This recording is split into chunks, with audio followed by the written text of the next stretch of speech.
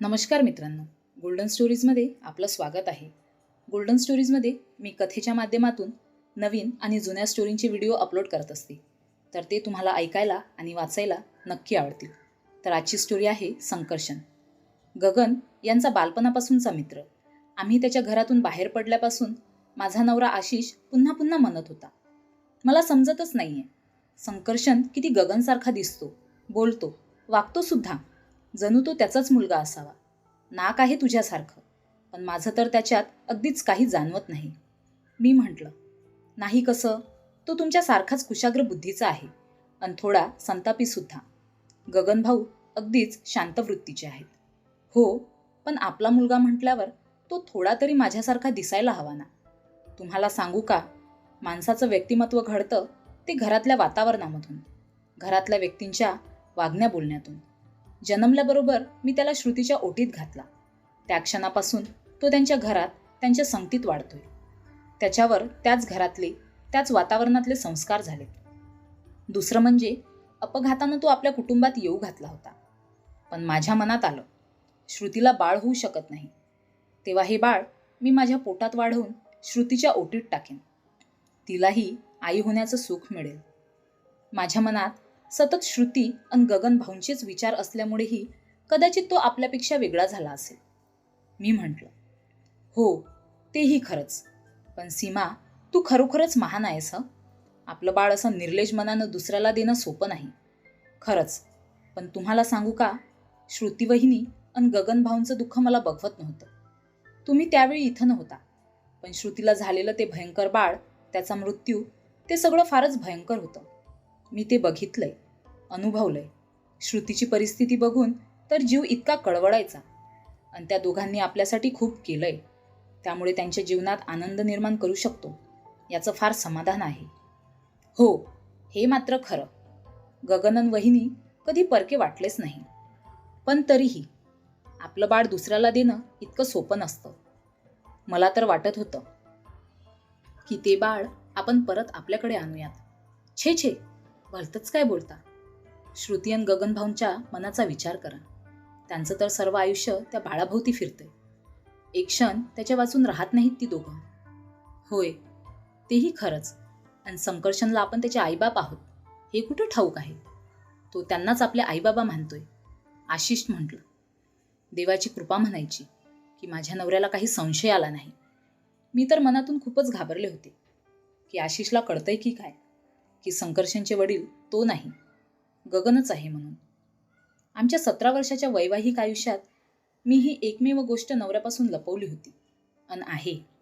हे रहस्य लपवून मी इतकी वर्ष आशिषबरोबर संसार करते. आम्ही व्यभिचार केला नाही, माझ्यावर बळजबरी झाली नाही. परिस्थितीच अशी होती की मी व गगन एकत्र आलो व संकर्षणचा गर्भ माझ्या पोटात रुजला. मात्र हे रहस्य आम्ही दोघांनी प्राणपणानं जपलं. म्हणूनच 2 आनंदी संसार आजही सुखानं आयुष्य जगत आहेत.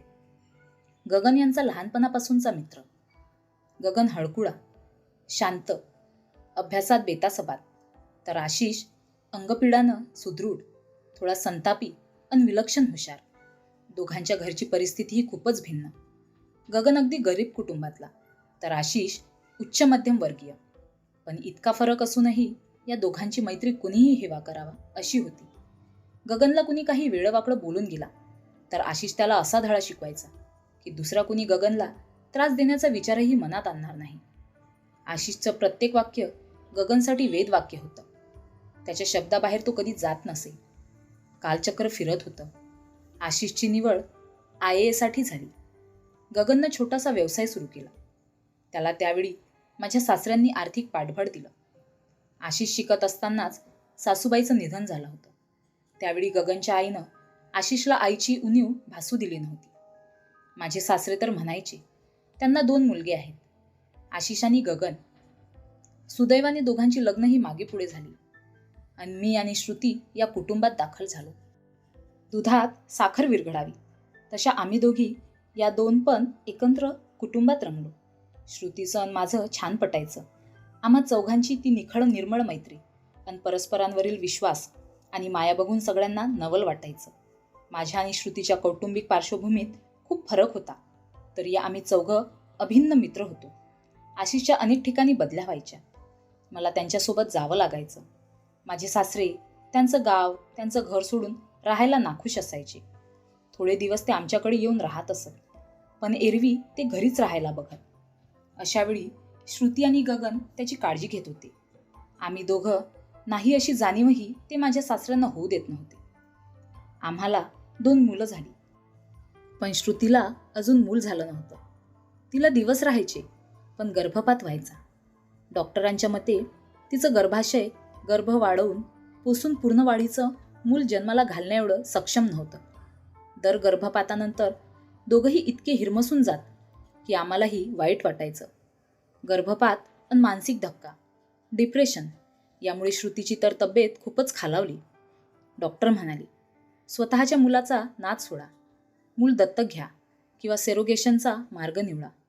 पण दोन्ही उपाय दोघा नवरा बायकोला मान्य नव्हते.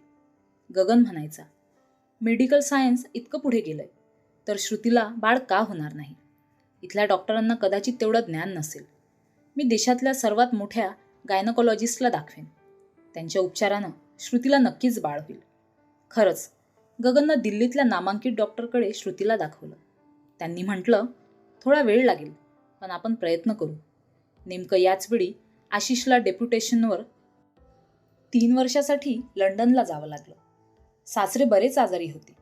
मुलांना एकदम शाळेतून काढता येत नव्हतं, त्यामुळे मी घरीच होते. आशिष एकटेच लंडनला गेले.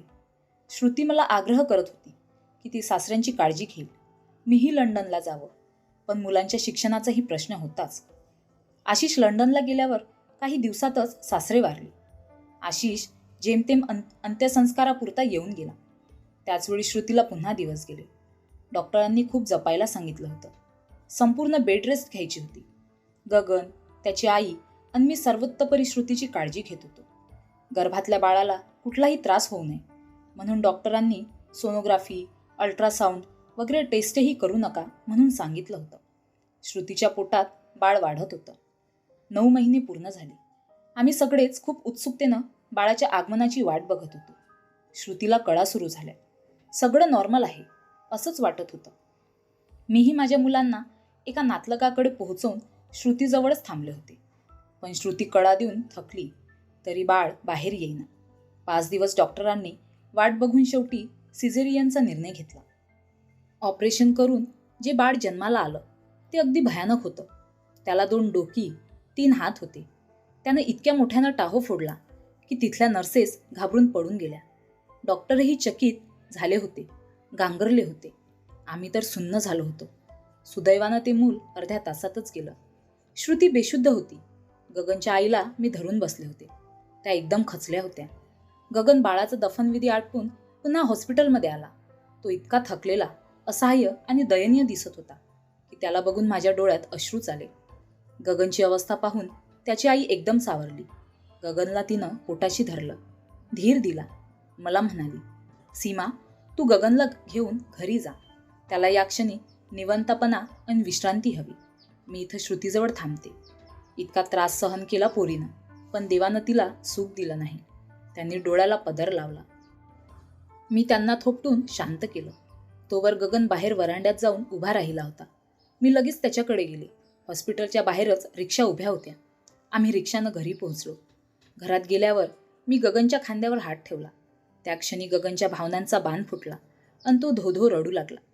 त्याची मनस्थिती मला समजत होती. 9 महिने श्रुतीची काळजी घेतली. कुठेही हयगय केली नाही. किती ताण असेल मनावर. पण ती शुद्धीवर आल्यावर आता तिला काय सांगायचं, हा पण ताण. श्रुतीला हा धक्का सहन होईल का? मी काय करू? तिला कसा सामोरा जाऊ? मीच अभागी आहे. त्याचं रडणं, त्याची विकलता, त्याचं ते तर मोडून पडणं मलाही बघवत नव्हतं. त्याला कसं शांत करू तेच समजत नव्हतं. शब्द नव्हते बोलायला. मी त्याला जवळ घेऊन थोपटत होते. रडण्याच्या आवेगात गगननं मला गच्च मिठी मारली. एकमेकांच्या बाहुपाशानं आम्ही झोपी गेलो.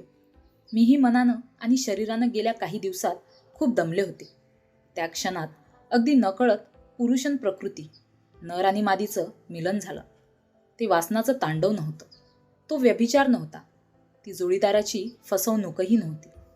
जे घडलं ते जरी समर्थ्य नव्हतं तरी दुर्दैवाच्या रट्यानं खचलेल्या भंगलेल्या देहमनाला आधार देताना घडलेली एक नैसर्गिक घटना होती. भानावर आल्यावर आम्ही दोघंही ओशाळलो, पण तो विषय तिथंच संपला. डॉक्टरांच्या सल्ल्यानुसार गगन श्रुतीला घेऊन कुठल्याच्या रम्य ठिकाणी काही दिवस राहणार होता. त्याची आई तिच्या भावाकडे हवापालट म्हणून गेली होती आणि अचानक आशिष लंडनहून परत आले. त्यांना तिथं खूप छान नोकरी मिळाली होती. सरकारी नोकरीचा राजीनामा सहजच मंजूर झाला होता. मुलांच्या शाळांचाही प्रश्न सुटला होता. आता आम्हाला न्यायलाच ते आले होते. मला खरं तर परदेशात जायची इच्छा नव्हती, पण आशिषला तिथलं वातावरण, मिळणारा भरपूर पैसा, श्रीमंती या सगळ्यांची भुरळ पडली होती. आशिष आल्यावर इतक्या दिवसांच्या विरहाचं उंट त्यांनी काढलंच. खूप दिवसांनी त्यांचा सहवास मलाही सुखवत होता. पण माझ्या लक्षात आलं, माझी मासिक पाळी चुकली आहे. आशिषला कळलं तर तो आश्चर्यानं म्हणाला, अगं, पण इतकी काळजी घेत होतो आपण, तरीही? त्यांच्या डोळ्यात बघत मी म्हटलं, उपासाचं उंट काढत होता तुम्ही, तेव्हा कदाचित. त्यांनी भुवया अन खांदे उचकले. मला मनातून खात्री होती, हे बाळ गगनचं आहे. पण मी म्हटलं, आता काय करायचं? किंचित विचार करून आशिषनं म्हटलं, अबॉर्शन करून घ्यावं.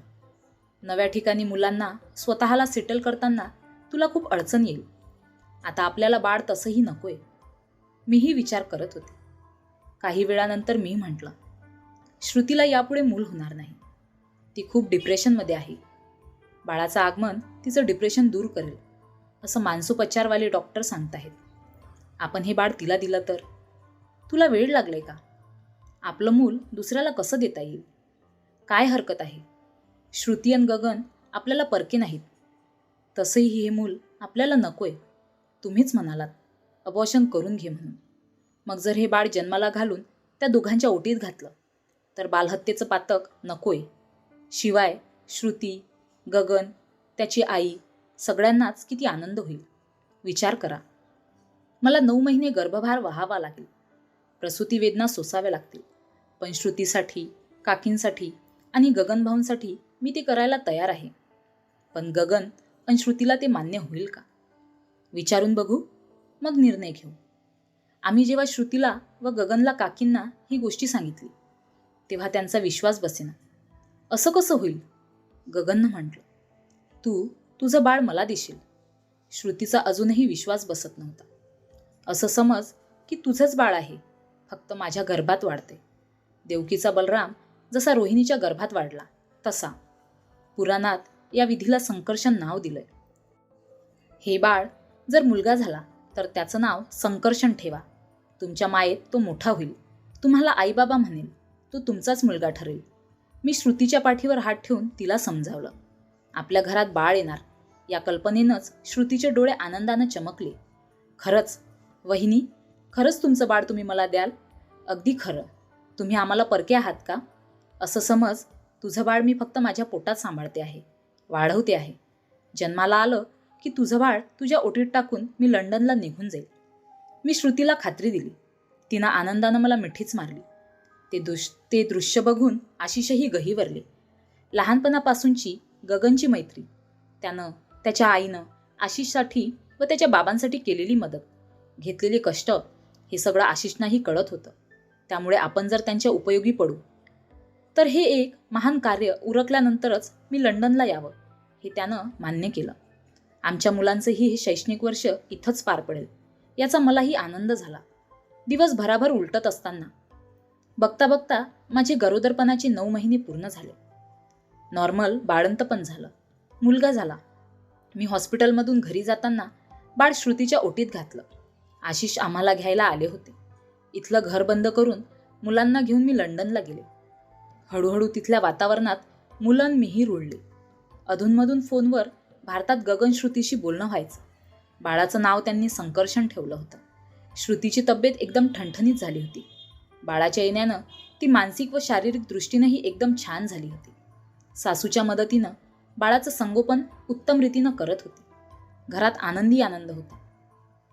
त्यानंतर अनेकदा काही दिवसांसाठी भारतात येणं व्हायचं, पण गावी जाणं होत नसे. आई वडिलांना भेटून मी पुन्हा लंडनला यायची. मनातून भीती वाटायची. त्या बाळाला बघून माझ्यातली आईची माया उंचंबडून येईल का? कधी कधी वाटायचं 9 महिने पोटात सांभाळलं. ते बाळ आपण का देऊन टाकलं?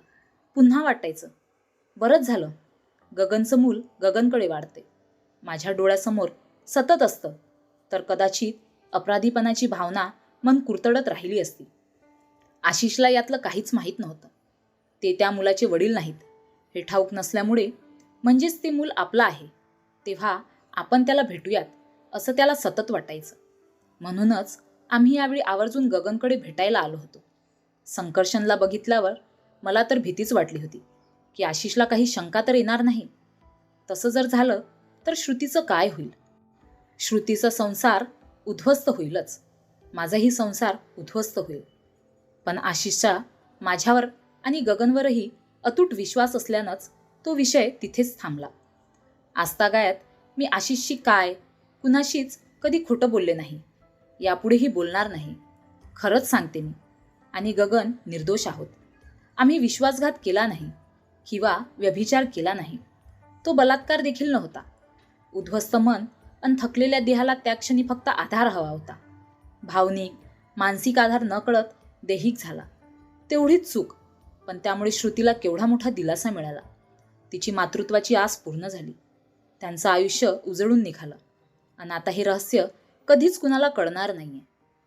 तर मित्रांनो, तुम्हाला ही स्टोरी कशी वाटली कमेंट करून सांगा. अशाच नवनवीन स्टोरीसाठी व्हिडिओला लाईक करा, शेअर करा आणि चॅनलला नक्की सबस्क्राईब करा. धन्यवाद.